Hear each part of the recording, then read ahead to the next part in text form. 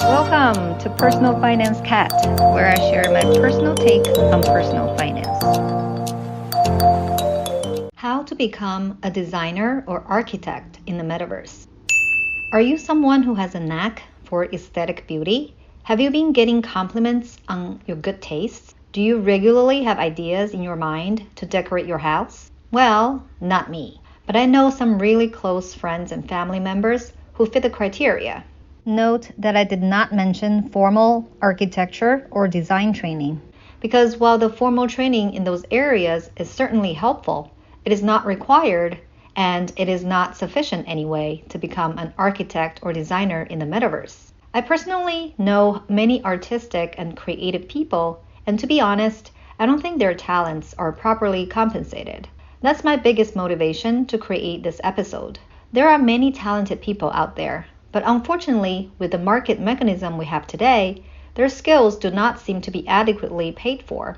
I remember, for example, I was quite impressed by one of my babysitter's drawings when she was babysitting my kids. That's how I knew that she was a designer by training. Now she works at retail and does odd jobs like babysitting to make a living. For people like her, Metaverse is really offering another opportunity to let their creativity be unleashed. Very powerful, right?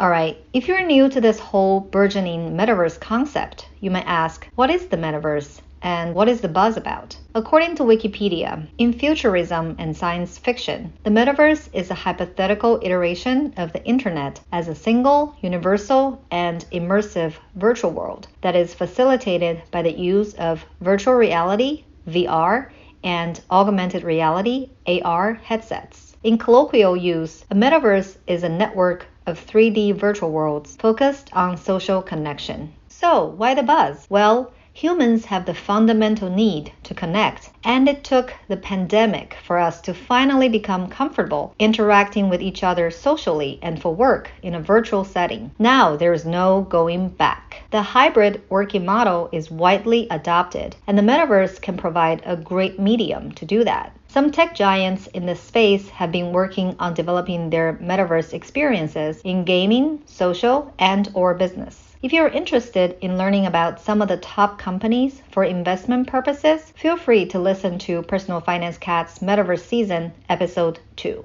So here's the good news. Since this area is so new, the demand way exceeds the supply, which means almost anybody can have a shot at becoming a sought-after expert, as long as they're willing to learn the new skills needed. As a matter of fact, Decentraland has a call to action. If you don't know what Decentraland is, it is one of the most, if not the most, popular virtual worlds out there currently. It is fairly new, only launched in 2017, but has grown significantly in the last couple of years. It's easy to prove its popularity by just looking it up on Wikipedia. The following citation is straight from Wikipedia. In late 2021 and early 2022, major brands appeared in Decentraland or bought properties in it.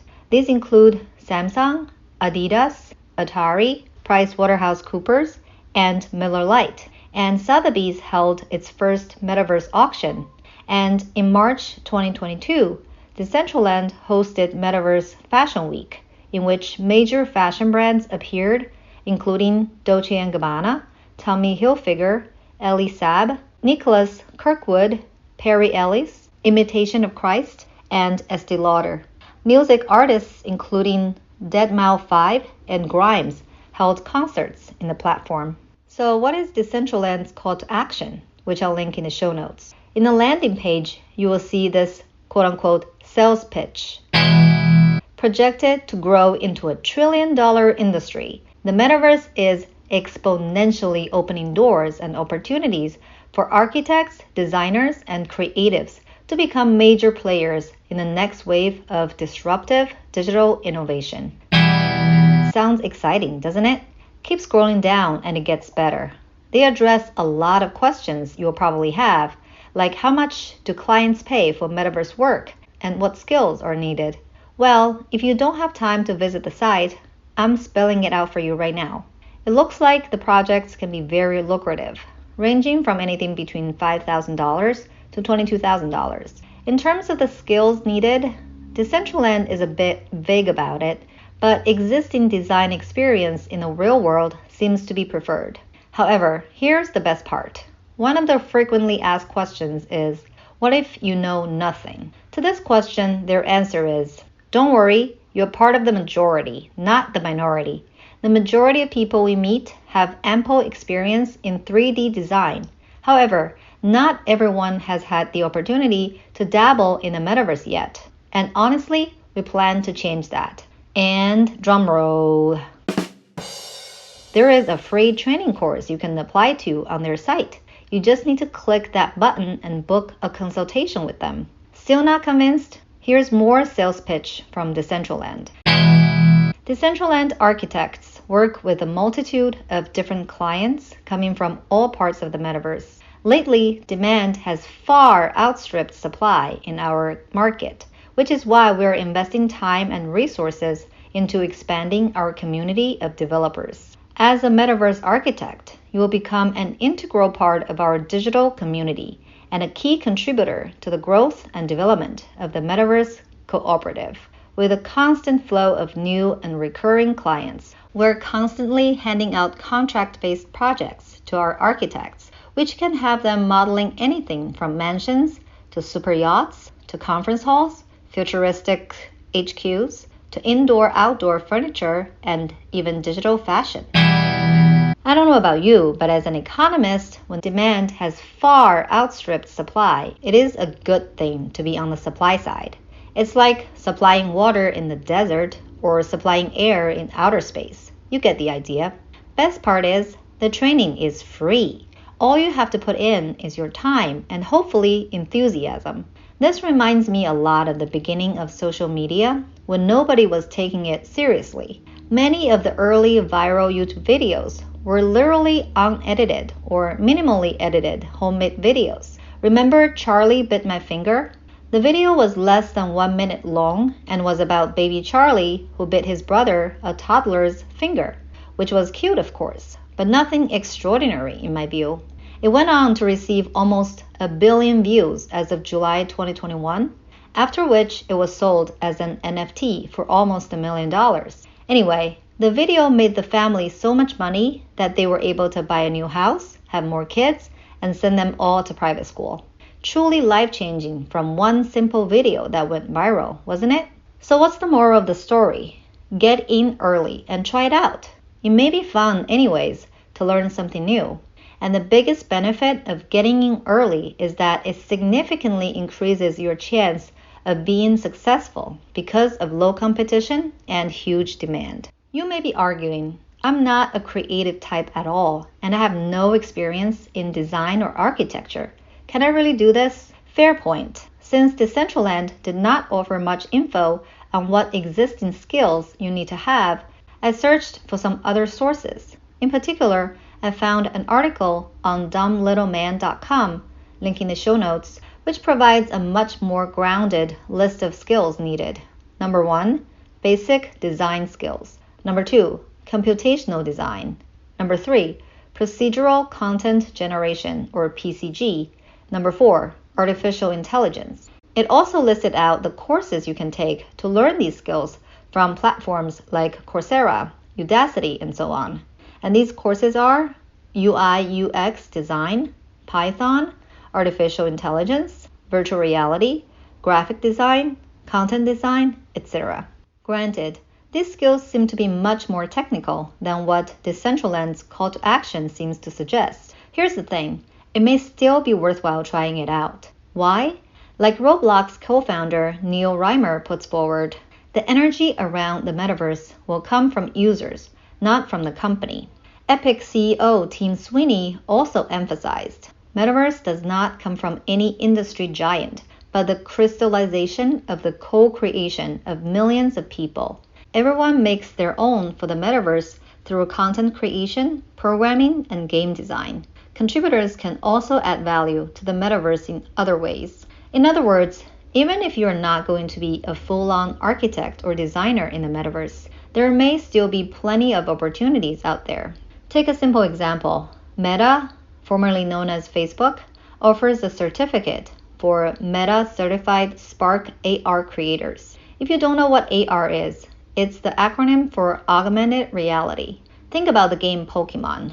Even though much of the buzz about the metaverse is virtual reality or VR, AR is also part of it. So a baby step could be to take the free training course Meta offers and then take the exam to become a Meta certified Spark AR creator so that you can provide that service to those who need it. Again, demand is pretty high right now, so why not take advantage? And did I mention you could do all of it for free? And I'll link the resources in the show notes. Just one more bonus. Google also has a certification for UX design, or user experiences design, for example, and the course is offered on Coursera. This one is not free, but pretty affordable at $39 per month on Coursera. You may qualify for financial aid though. I'll link the resources in the show notes as well. And finally, I just want to clarify that becoming an architect or designer in the metaverse does not mean that it's just for those who are interested in gaming or social interactions. If you're like me, who is all serious and all business, here's the good news. Like Zach said, let's talk about everybody's favorite application of the metaverse, work. As I mentioned at the beginning, hybrid working is here to stay. And some companies like Accenture and KPMG have already adopted metaverse in hiring, training, and or business meetings. Meta has offered Horizon workrooms for such purposes, which is still currently in beta, but if you browse through their website, link in the show notes, it looks very interesting and promising. Another application that has huge potential is something called a digital twin. According to Autodesk, a digital twin in construction, engineering, and architecture is a dynamic, up-to-date replica of a physical asset or a set of assets, whether it's a building, a campus, a city, or a railway, that brings together design, construction, and real-time operational data. Digital twins simulate, predict, and inform decisions. In other words, there are very critical business applications of the metaverse in business. If you are either already in these fields or are interested in getting involved, now is a good time to learn how this will all be working. To close out, I'll quote something from Decentraland again. Are there really people left who doubt cryptocurrency? I'd say, don't let the jargon get in the way. Whether you are an artist, sports fanatic, accountant, or lawyer, the underlying technology behind cryptocurrency will impact your industry. Get ahead of the game and start dabbling in the space. I can't agree with this more. Think about the adoption of personal computers and Microsoft software. They used to be just for computer geeks, but now most jobs would require the skills to use them. I think something similar will happen with the metaverse. Not everybody has to learn the technical aspects of the underlying technology, but if you want to survive and thrive in whatever fields you work in, you will likely need to learn how to use the technology. So hopefully my episode motivates you to stay ahead of the curve. Might as well take advantage of the early stage and make some great opportunities out of it. As always, thank you very much for listening to the end. If you liked this episode, please leave a comment or review on Apple Podcast or Spotify. You can also comment on my YouTube channel. I respond to all those comments because I really love to hear from you, and I appreciate your taking time to do that. Also, please share with your friends or family if you think it's helpful for them. Thanks again. Until next time.